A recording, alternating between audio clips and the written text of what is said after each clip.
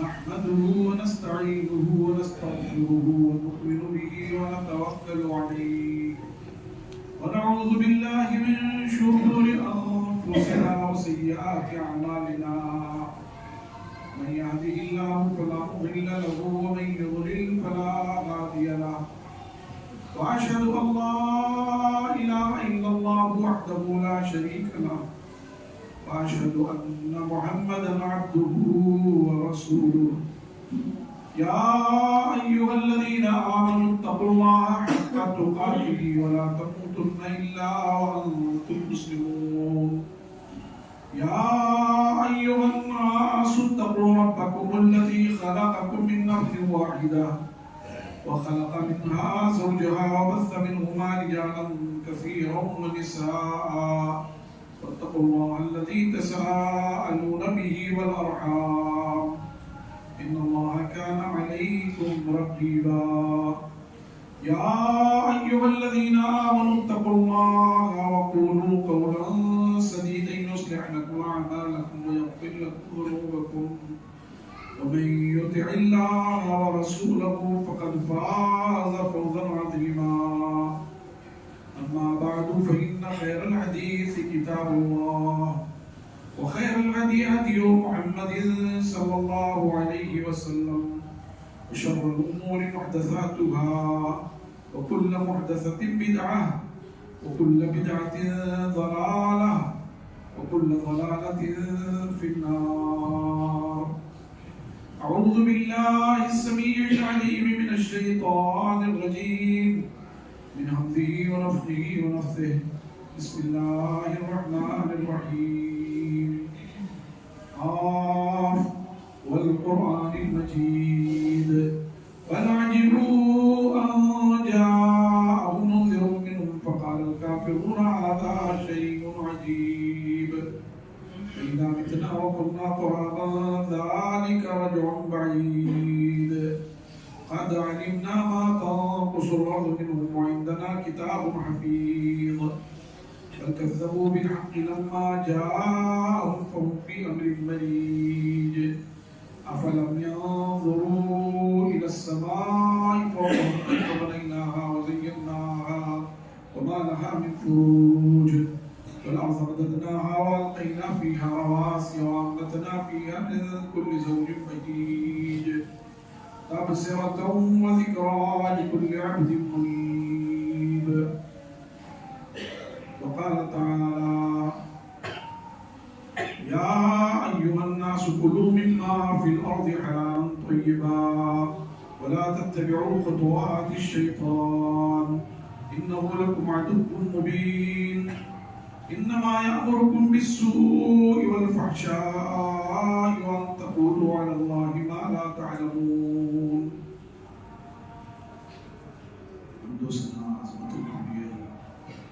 بڑائی و بزرگی اللہ رب العالمین کو لائق و زیادہ ہے جو کائنات کا خالق و مالک و مدبر ہے جس کے اختیار میں ہم سب کی جانیں ہیں جو ہمیں سعادتوں سے سرفراز کرتا ہے اور ہماری کوتاہیوں خامیوں غلطیوں کی وجہ سے ہمیں گمراہی کے دلدل میں ڈھکیل دیتا ہے. بے شمار صلاۃ و سلام نازل ہو تمام انبیاء کرام بالخصوص نبی آخر الزمان جناب محمد رسول اللہ صلی اللہ علیہ وآلہ وسلم پر کہ اللہ تبارک و تعالیٰ نے آپ کی ذات بابرکات پر رسالت کے سلسلے کو ختم فرمایا. آپ کو پوری انسانیت کے لیے نبی اور رسول بنا کر مبعوث فرمایا اور آپ کو جو شریعت عطا فرمائی وہ قیامت تک کے لیے واجب العمل ہے. اس کے مطابق زندگی گزارنے والے دنیا اور آخرت میں سعادت سے ہمکنار ہیں اور جو رسول اللہ علیہ وسلم کی لائی ہوئی شریعت سے منہ موڑے وہ تباہی اور بربادی کے نار میں جا گیا. اللہ تبارک و تعالیٰ نے ہمیں زمین پر اپنی عبادت کے لیے بھیجا، اپنے حکموں کی تابع داری کے لیے بھیجا اور فرمایا قلنا اهبطوا منها جميعا فإما يأتينكم مني هدى فمن تبع هداي فلا خوف عليهم ولا هم يحزنون والذين كفروا وكذبوا بآياتنا أولئك أصحاب النار هم فيها خالدون. آدم علیہ السلام سے ایک تقدیری چوک اور غلطی سرزد ہو گئی اور انہوں نے اس درخت سے کھا لیا جس سے اللہ تعالیٰ نے روکا تھا، اور اس کی وجہ سے اللہ تبارک و تعالیٰ نے انہیں اور ان کی بیوی حوا کو اور ان دونوں کے دشمن شیطان کو زمین پر اتار دیا اور انہیں متنبہ کر دیا کہ دیکھنا یہ شیطان تمہارا کھلا ہوا دشمن ہے، اسی نے تم دونوں کو جنت سے نکلوایا ہے، اسی نے تمہیں بھیجا آرزوئیں امنگیں اور امیدیں دلائیں اور تم سے یہ کہا کہ اگر اس درخت کا پھل کھا لوگے تو تم ہمیشہ ہمیشہ کے لیے جنت میں رہنے لگو گے اور ایسی سلطنت اور بادشاہت مل جائے گی جو کبھی پوسیدہ نہیں ہوگی.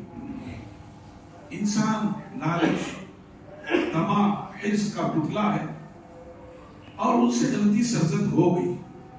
ایک تقدیری بات تھی، ان سے غلطی سرزد ہو گئی، انہوں نے اس لالچ میں کھا لیا اور پھر اللہ تبارک و تعالیٰ نے فیصلہ صادر فرمایا کہ اب جنت میں رہ نہیں سکتے. جنت تمہیں انعام و اکرام کے طور پر بغیر کسی مشقت، بغیر کسی محنت، بغیر کسی عملی تگودو کے مل گئی تھی، تم اس کی قدر نہیں کر سکے. اب بھی یہ جنت تمہارے لیے ہے، لیکن اب دنیا میں جاؤ، اب محنت کرو، اب تگودو کرو، اب اپنی خواہشات کو اپنے پیروں تلے رونڈو، اب اپنی غلط آرزوؤں کا گلا گھونٹ دو، اب اپنی ناجائز خواہشات کو ختم کر دو اور ہمارے حکموں کی تابع داری کرو، ہمارے حکموں پر عمل کرو. ہمارے انبیاء جس مقصد سے بھیجے گئے اس مقصد کو پورا کرو، تم جنت میں پھر دوبارہ ہوگے. اور آدمی کو محنت کے بعد، مشقت کے بعد، تگودو کے بعد جو چیز ملتی ہے اس کی بڑی قدر و قیمت ہوتی ہے. بیٹھے بیٹھائے اگر ساری چیزیں مل جائیں تو پھر اس کی قدر و قیمت نہیں ہوتی. ابا کماتے ہیں، سر کا پسینہ پیر پر، پیر کا پسینہ سر پہ آتا ہے تو ابا اس نعمت کو جانتے ہیں، اس دولت کی قدر جانتے ہیں. ہمیں فری میں ملا ہوا، ہم نے تو پشتہ پشت سے پا لیا، اس لیے ہمیں اس کی قدر و قیمت معلوم نہیں ہوتی. اللہ دللے اڑاتے رہتے ہیں، الٹا سیدھا خرچ کرتے رہتے ہیں. یہ دین جنہوں نے خود حاصل کیا اپنے مطالعے کی بنیاد پر، اپنے تحقیق کی بنیاد پر، ان سے کوئی پوچھے کہ دین اسلام کی عظمت کیا ہے، اس کے لیے وہ ہر قربانی کو تیار رہتے ہیں. ان کے دل میں ایک امنگ، ایک جذبہ ہوتا ہے، وہ دین پر عمل پیرا ہوتے ہیں. لیکن ہمیں باپ دادا سے یہ دین مل گیا، اس لیے ہمیں کوئی قدر و قیمت نہیں. تو اللہ تبارک و تعالیٰ نے کہا آپ دنیا میں جاؤ، اور یاد رکھنا دنیا میں ہمارے پیغامات آئیں گے. فَإِمَّا يَأْتِيَنَّكُم مِّنِّي هُدًى، ہمارے پیغامات آئیں گے، ہمارے رسول جائیں گے، تمہارے درمیان ہماری آیات پڑھ پڑھ کے سنائیں گے، تمہیں کتاب و حکمت کی تعلیم دیں گے، تمہارا تزکیہ نفس کریں گے، تمہیں حلال و حرام کی تمیز بتائیں گے، جائز اور ناجائز کا فرق بتائیں گے، کھرے کھوٹے کی پہچان بتائیں گے. وَمَن تَبِعَ هُدَايَ فَلَا خَوْفٌ عَلَيْهِمْ وَلَا هُمْ يَحْزَنُونَ. تو اب جس نے میرے رہنمائیوں کی، میرے راستے کی پیروی کی، فَلَا خَوْفٌ عَلَيْهِمْ وَلَا هُمْ يَحْزَنُونَ، تو اس کے لیے نہ تو کوئی خوف ہے اور نہ کوئی غم و رنج ہے. لیکن جو لوگ ہماری آیات سے انکار کریں گے، منہ موڑیں گے، والذین کفروا بآیاتنا اولئک اصحاب النار، وہ جہنم والے ہوں گے اور اس میں وہ ہمیشہ ہمیشہ رہیں گے. تو اللہ تبارک و تعالیٰ نے دنیا میں بھیج کر ہمیں شریعت کا مکلف کیا، ہمارے لیے ساری آسائشیں اور ساری آسانیاں اتار دی. اور اللہ تعالیٰ کی ذات کے تعلق سے اللہ کے رسول صلی اللہ علیہ وسلم نے فرمایا ان اللہ طیب ولا يقبل الا طیبا، یقیناً اللہ تعالیٰ پاک ہے اور پاک ہی چیز کو قبول کرتا ہے. اور فرمایا لا يقبل اللہ صلاۃ بغیر طہور ولا صدقۃ من غلول. اللہ تبارک و تعالی بغیر طہارت و پاکیزگی کے کوئی بھی صلاۃ قبول نہیں کرتا. ناپاک ہے آدمی تو غسل کر کے اور بول و براز سے فارغ ہوا ہے پاخانہ پیشاب سے تو وضو کر کے بغیر طہارت کے کوئی بھی صلاۃ قبول نہیں ہے، چاہے فرض ہو، چاہے وتر ہو، چاہے سنن مؤکدہ ہو، چاہے نوافل ہو، بغیر طہارت کے قبول نہیں. اور ایسے ہی فرمایا ولا صدقۃ من غلول، اور خیانت کا صدقہ بھی قبول نہیں ہے. آدمی چوری چکاری کے ذریعے مال جمع کر لے، چاہے جتنا صدقہ کر ڈالے، مگر وہ صدقہ بھی قبول نہیں ہے. کیوں؟ ان اللہ طیب ولا يقبل الا طیبا. یقینا اللہ تعالی پاک ہے اور صرف پاک ہی چیز کو قبول کرتا ہے. تو اللہ تبارک و تعالی نے روئے زمین پر ہمیں اپنی عبادت کے لیے بھیجا. ہماری عبادات قبول کرنے کے لیے بھی اس نے کئی شرطیں لگا دی. یہ عبادت کس کے لیے ہے اور پھر یہ عبادت کس کے طریقے پر ہے، کس کے لیے اور کس کے طریقے پر. ظاہر ہے کوئی بھی عبادت اللہ کے سوا کسی اور کے لیے کی جائے تو وہ عبادت مردود ہے، وہ عبادت قابل قبول نہیں ہے. اس عبادت کے تمام مظاہر، چاہے قیام ہو، چاہے رکوع ہو، چاہے سجدہ ہو، چاہے نظر ہو، چاہے نیاز ہو، چاہے اور بھی چیزیں صدقہ و خیرات ہو، اگر اللہ کے سوا کسی اور کے لیے کی گئی، اپنے نفس کی ریاکاری کے لیے کی گئی، اپنی شہرت کے لیے کی گئی، لوگوں میں نام و نمود کے لیے کی گئی، وہ مقبول نہیں ہے. اور کس کے طریقے پر؟ جناب محمد رسول اللہ صلی اللہ علیہ وآلہ وسلم کے طریقے پر، کہ آپ ہی انسانوں کے لیے آئیڈیل، اسوہ اور نمونہ ہیں. اور اللہ تعالیٰ نے آپ کو بھیجا ہی اسی لیے تاکہ انسان آپ کی ذات کو اسوہ اور نمونہ بنا کر، آپ کے عمل کو اسوہ نمونہ بنا کر، آپ کے قول کو اسوہ اور نمونہ بنا کر اسی کے مطابق اپنی زندگیوں کو ڈھالیں تو وہ عبادت قابل قبول ہے، ورنہ قبول نہیں ہو سکتی. ایسے ہی کسی بھی عبادت کے لیے کی قبولیت کے لیے ضروری ہے کہ آدمی کا جو رزق ہے، آدمی کی جو روزی ہے، وہ پاک ہو، حلال ہو. اس کا کھانا، اس کا کپڑا، اس کا رہنا سہنا، جس جگہ جس مکان میں وہ رہ رہا ہے، وہ یہ ساری چیزیں حلال ہوں، پاک ہوں تو اللہ تعالی بندے کی عبادت قبول کرتا ہے. ورنہ ایک شخص دور سے چلا آ رہا ہے، اتنے دور سے چلا آ رہا ہے کہ چلتے چلتے اس کی سواری تھک گئی اور کمزور ہو گئی، اور چلتے چلتے اس کے کپڑے غبار آلود ہو گئے، اس کے بال پریشان ہو گئے اور گرد و غبار سے اٹ گیا، اور پھر وہ مسجد میں حاضر ہوتا ہے اور اللہ تبارک و تعالیٰ کے بارگاہ میں ہاتھ دراز کر دیتا ہے. ایک تو مسافر ہو کر آیا، مسافر کی دعا قبول ہوتی ہے.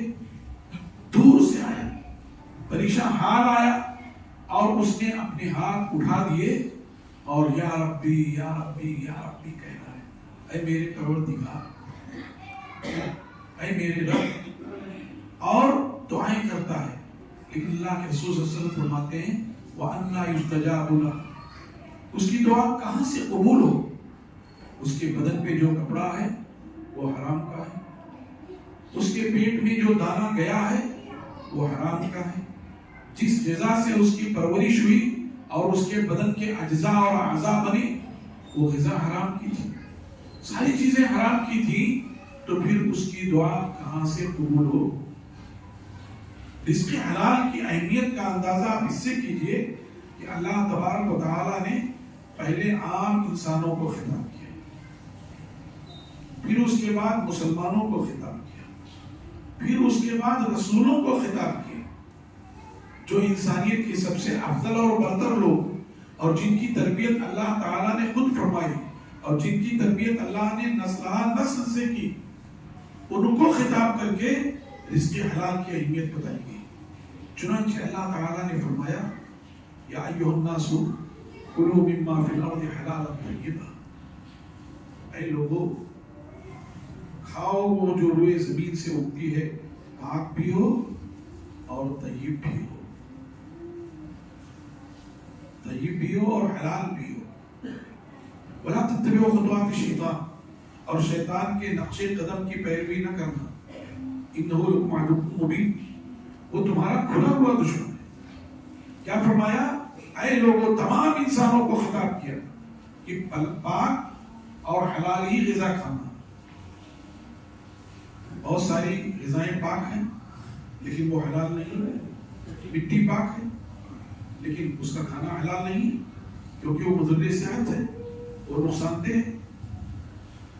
ایسے کئی چیزیں ہوتی ہیں، یہی جو ہم دال چاول کھاتے ہیں، کئی وقت رکھ دینے کی وجہ سے وہ اس میں سڑاد اور بسات پیدا ہو جاتی ہے، وہ باسی ہو جاتا ہے، اس میں کیڑے مکوڑے پڑ جاتے ہیں۔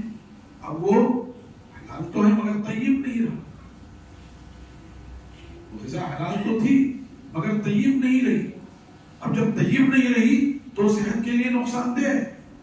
تو یہ دو چیزیں شرط لگائی اللہ نے کہ وہ چیزیں کھاؤ روئے زمین کی جو حلال بھی ہوں اور طیب بھی ہوں۔ ولا تتبعوا خطوات الشیطان، اور اس سلسلے میں شیطان کے نقش قدم کی پیروی نہ کرنا، انہ لکم عدو مبین، وہ تمہارا کھلا ہوا دشمن ہے۔ اس لیے کہ شیطان کا کام ہی کیا ہے؟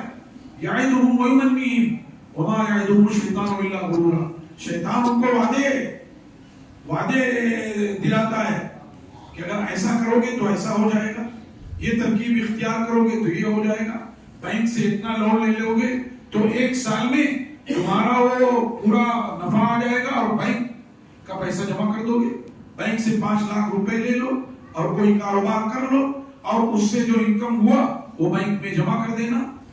آدمی بھی سوچنے لگتا ہے کہ اس طرح سے گویا ہم کھڑے ہو گئے، ابھی ہم سڑک پہ تھے، ہم نے لون لے لیا، اب ہم محل بنا لیں گے، موٹر گاڑیاں ہمارے پاس ہو جائیں گی، بینک بیلنس ہو جائے گا، اور وہ جو بینک سے ہم نے قرض لیا ہے وہ قرض بھی ہم چکا دیں گے۔ یعدہم ویمنیہم، اور ان کو لمبی لمبی آرزوئیں دلاتا ہے، لمبی لمبی امیدیں دلاتا ہے۔ اور انسان جو حرص اور طمع کا پتلا ہے وہ اس کے بہکاوے میں آ کر کے اور پھر غلط کام کر بیٹھتا ہے۔ انسان اللہ تعالیٰ نے اس کے لیے سود حرام قرار دیا ہے، اب اس نے سجا دیا جبکہ وہ خود نالائق ہے اور وہ خود غیر اللہ میں سب سے بڑا ہے۔ یہ جو بتوں کی پوجا ہوتی ہے وہ بتوں کی پوجا نہیں ہوتی، اصلا شیطان کی پوجا ہوتی ہے، کیونکہ اس نے لوگوں کو بہکا دیا ہے۔ لیکن اب وہ چونکہ خود اتنا ذلیل و رسوا ہو چکا ہے کہ اس کی کوئی عبادت نہیں کرے گا۔ اگر وہ کہہ دے کہ میری عبادت کرو تو روئے زمین پر کوئی نہیں ہوگا جو اس کی عبادت کرے، کیونکہ وہ اللہ تعالیٰ کے رادہ درگاہ ہو چکا، وہ ذلیل و رسوا ہو چکا، اللہ نے اسے نکال دیا۔ تو ایک کافر اور مشرک بھی شیطان کی پوجا نہیں کرے گا، وہ یہ جانتا ہے۔ تب اس نے کیا کیا؟ کچھ ڈمی کینڈیڈیٹ کھڑے کر دیے۔ یہ سارے بت جو ہیں، یہ سارے غیر اللہ جو ہیں، وہ شیطان کے ڈمی کینڈیڈیٹ ہیں۔ اب وہ آرام سے اس کی پوجا کر رہے ہیں، لیکن دراصل بہکایا اسی نے تو اسی کی طرف چلے گئے۔ تو شیطان نے، جبکہ اس کا سارا کام ہی غلط ہے، لیکن وہ کیا سجھا دیتا ہے؟ صاحب ہم جس ملک میں رہتے ہیں وہ جو ہے ہندو راشٹر ہے، وہ جو ہے دارالحرب ہے، اور دارالحرب میں سود لینا جائز ہے، ایسا لے سکتے ہیں، کوئی حرج کی بات نہیں ہے۔ بھئی ہم جس گھر میں رہ رہے ہیں اور ہمارے لیے ممکن نہیں کہ اتنا پیسہ اکٹھا کر کے گھر بنا سکیں، تو بھائی کے گھر کے نام پہ لون لے لو اور وہ جائز ہے۔ اس طرح کی وہ آرزوئیں دلاتا ہے۔ یعدہم ویمنیہم وما یعدہم الشیطان الا غرورا، اور شیطان نے کسی سے کوئی وعدہ نہیں کیا مگر دھوکے کا وعدہ۔ جب عین موقع آیا تو اس نے ہاتھ جھاڑ لی۔ غزوہ بدر میں کفار مکہ سے نکل نہیں رہے تھے، انہیں ڈر تھا کہ کہیں ہمارے دشمن جو ہے ہم پر حملہ نہ کر دے، بنو بکر کے لوگ ہم پر حملہ نہ کر دے، تو وہ نکل نہیں رہا تھا. کیا کیا اس نے؟ وہ سراقہ بن مالک بن جوشم کی صورت میں آ گیا اور اس نے کہا کہ میں ذمہ لیتا ہوں, میں تمہارے ساتھ چل رہا ہوں اور میں ذمہ لیتا ہوں کہ بنو بکر کے لوگ جو ہے وہ کبھی تم پر حملہ نہیں کریں گے, بنو خدا کے لوگ تم پر کبھی حملہ نہیں کریں گے, ذمہ لیتا ہوں. اب جب یہ اس طرف سے مطمئن ہو گئے نکل پڑے. ہر منزل پہ ان کے ساتھ ساتھ رہا, مکہ مکرمہ سے لے کر کے بدر کے میدان تک ہر منزل پہ ساتھ رہا. جب صفیں لگ گئی دونوں طرف کی, مسلمانوں کی صفیں رسول اللہ علیہ وسلم کی قیادت میں آراستہ ہو گئی, کفار کی صفیں ابو جہل اور عتبہ کی سربراہی میں لگ گئی, اور جب فرشتوں کا نزول ہونا شروع ہوا بھاگ کھڑا ہوا. یہ شیطان یا ابلیس جو سراقہ کی صورت میں ان لوگوں کو امیدیں دلا رہا تھا بھاگ کھڑا ہوا. اور ہشام بن حارث اس کا ہاتھ پکڑے ہوئے تھا, تو جب یہ بھاگا تو کہا ہے اس موقع پر دھوکہ دے رہے ہو. ایک پھینٹ مارا اس کے چہرے پہ, اس کی ناک پھٹ گئی, وہ گر گیا, وہ بھاگ گیا. اس نے کہا انی ارا ما لا ترون, جو میں دیکھ رہا ہوں تم نہیں دیکھ رہے ہو. انی اخاف اللہ رب العالمین, میں اللہ رب العالمین سے ڈرتا ہوں. ایک دم جھوٹ بول رہا ہے کمبا. اگر وہ اللہ تعالیٰ سے ڈر رہا ہوتا تو اللہ کی نافرمانی, اس کی حکم عدولی کیوں کرتا, اس کے سامنے چیلنج کیوں کرتا کہ اللہ جب تو نے مجھے آدم کی وجہ سے گمراہ کر دیا ہے تو مجھے مہلت دے دے اس دن تک کے لیے جب لوگ اٹھائے جائیں گے. اور جب اللہ نے مہلت دے دی تو اس نے کہا اب سن, میں تیرے بندوں کے آگے سے پیچھے سے دائیں سے بائیں سے ہر طرف سے آؤں گا اور ان کو گمراہ کروں گا, اور تو ان میں کے اکثر و بیشتر کو ناشکرا ہی پائے گا. وَلَا تَجِدُ أَكْثَرَهُمْ شَاكِرِينَ. اللہ نے فرمایا جا, میرے جاؤ جلال اور عزت کی قسم, تو اور تیرے جتنے چیلے چاٹے ہوں گے سب سے میں جہنم کو بھر دوں گا. تو شیطان کا کام کیا ہے کہ وہ آرزوئیں اور امیدیں دلاتا ہے, اور انسان جو لالچ کا پتلا اور اس کا مجسمہ ہے اس کے لالچ میں آ گیا. لیکن اللہ کے بہت سے نیک بندے ہیں, ان پر شیطان کا زور نہیں سک سکتا. اللہ نے خود فرمایا تو بہکائے گا ٹھیک ہے, لیکن میرے جو مخلص بندے ہیں تیرا داؤ اور تیری چال ان پر کبھی کامیاب نہیں ہو سکتی. اب شیطان طرح طرح کی امیدیں دلاتا ہے, یعدہم ویمنیہم وما یعدہم الشیطان الا غرورا. لیکن اللہ کا فرمان کیا ہے؟ یا ایھا الناس کلوا مما فی الارض حلالا طیبا, اے لوگوں کھاؤ روئے زمین سے جو تمہارے لیے اگتی ہے حلال اور طیب. ولا تتبعوا خطوات الشیطان, اور شیطان کے نقش قدم کی پیروی نہ کرنا. انہ لکم عدو مبین, وہ تمہارا کھلا ہوا دشمن ہے. اس کا کام کیا ہے؟ انما یامرکم بالسوء والفحشاء وان تقولوا علی اللہ ما لا تعلمون. اس کا کام یہ ہے کہ وہ تم کو برائیوں کا حکم دیتا ہے اور فحش بدکاریوں کا حکم دیتا ہے, اور تم کو اس بات پر آمادہ کرتا ہے کہ تم اللہ کی شان میں ایسی باتیں کہو جسے تم نہیں جانتے. اپنے طرف سے شریعت کر لے آدمی, اپنی طرف سے حلال کرنے کے لیے ترکیبیں بنا لے. حساب وہ کمپنیاں جن میں 30% سے کم سودی کاروبار لگا ہوا ہے تو ان کمپنیوں میں آپ شریک ہو سکتے ہیں. وہ کمپنیاں, بڑے بڑے لوگ اس طرح کی بات کہہ رہے ہیں, حساب جن کمپنیوں میں 30% سے کم سود لگا ہوا ہے, سودی پیسہ لگا ہوا ہے, ان کمپنیوں میں آپ شریک ہو سکتے ہیں. شریعت نے تو صاف کہہ دیا احل اللہ البیع وحرم الربا, اللہ نے تجارت کو حلال قرار دیا ہے اور سود کو حرام قرار دیا ہے. اس کی کوئی مقدار مقرر نہیں کی ہے. اس کے لیے تو یہ بھی کہہ دیا ہے کہ سود کا 1 روپیہ کھانا اپنی ماں کے ساتھ 36 مرتبہ بدکاری سے بھی بدتر ہے. سود کا 1 روپیہ کھانا اپنی ماں کے ساتھ 36 مرتبہ بدکاری سے بدتر ہے. یہ بھی کہہ دیا گیا کہ سود کے جو ہے کئی دروازے, بہت سارے دروازے. سب سے ہلکا دروازہ یہ ہوا کہ آدمی اپنی ماں کے ساتھ بدکاری کرے. کہاں سے یہ بات آ گئی کہ صاحب اگر کسی کمپنی میں 30% سے کم سود لگا ہوا ہے تو اس کے ساتھ کاروبار کر سکتے ہیں. اور ہمارے ذہنوں میں یہ بات آتی کیوں نہیں کہ جب اللہ نے ہمیں پیدا کیا ہے تو اس نے ہماری رزق لکھ دی ہے. وما من دابۃ فی الارض الا علی اللہ رزقها. روئے زمین پر کوئی چوپایا کوئی جاندار نہیں ہے مگر اللہ تعالیٰ نے اس کی رزق لکھ دی ہے. یعلم مستقرها ومستودعها. وہ اس کے قیام کی جگہ اور اس کے چلنے پھرنے کی جگہ ساری چیزوں کو جانتا ہے. یہ سب لوح محفوظ میں موجود ہے. ہمارے ذہنوں میں یہ بات کیوں نہیں بیٹھتی کہ اللہ نے جب لکھ دیا ہے تو جتنا ہم کما لیں گے, جتنا ہمارے حصے میں لکھ دیا ہے اتنا اگر ہم کما نہیں لیں گے تو مر نہیں سکتے. اپنے حصے کی کمائی کا آخری پیسہ اور آخری روپیہ جب تک ہم کما نہیں لیں گے مر نہیں سکتے. یہ دعویٰ ہے اللہ کا.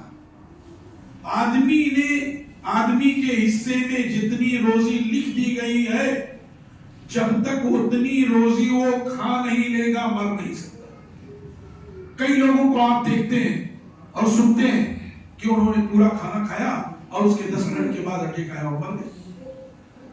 وہ اٹیک پہلے بھی آ سکتا تھا, وہ لقمہ ہونا کھاتے.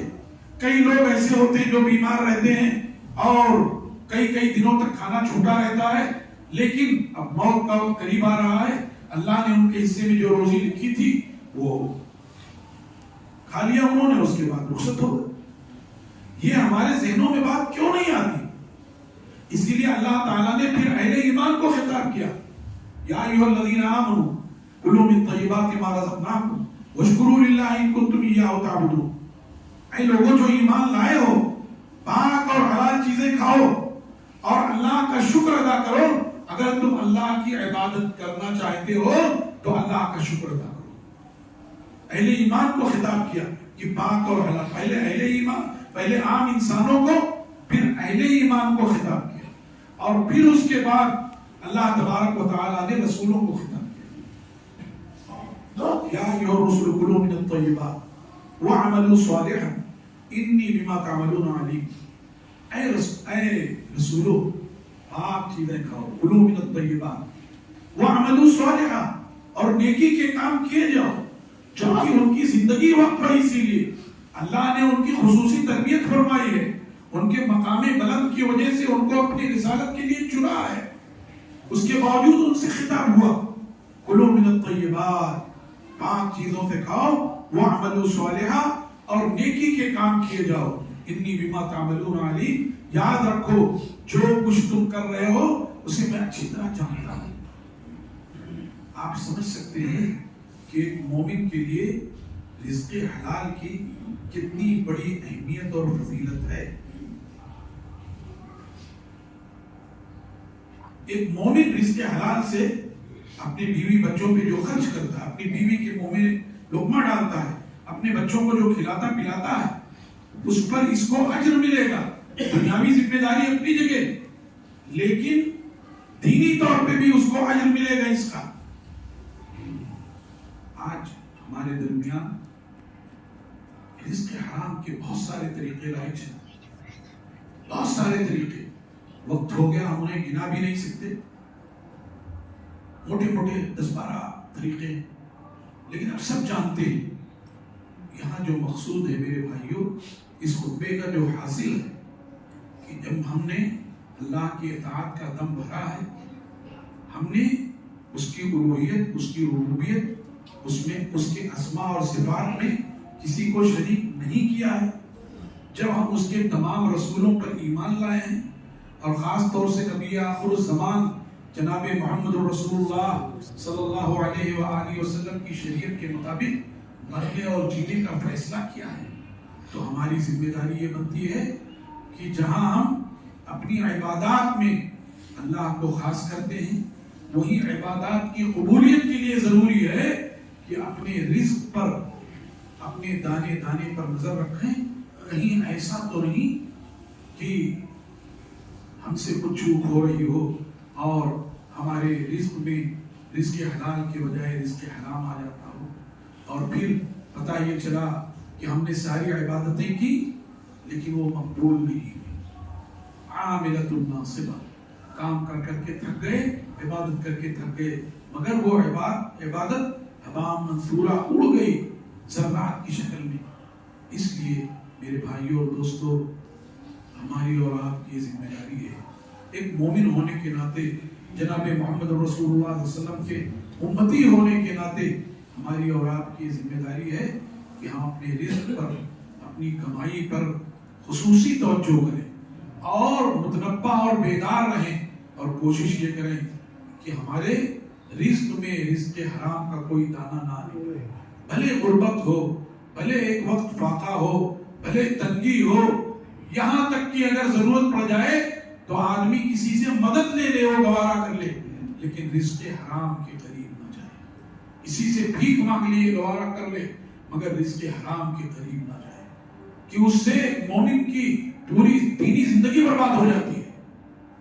اللہ سے دعا ہے کہ اللہ تعالیٰ ہم سب کو رزق حلال سے خوب نوازے، ہمارے لیے رزق حلال کے دروازے کھول دے، رزق حرام کے دروازے ہمارے لیے بند کر دے، ہمیں عقل و شعور دے کہ ہم رزق حلال اور رزق حرام کو پہچان سکیں اور رزق حرام سے بچیں اور رزق حلال کے لیے خوب محنت کریں، اچھی محنت کریں، 12 گھنٹہ 14 گھنٹہ 18 گھنٹہ محنت کریں رزق حلال کے لیے.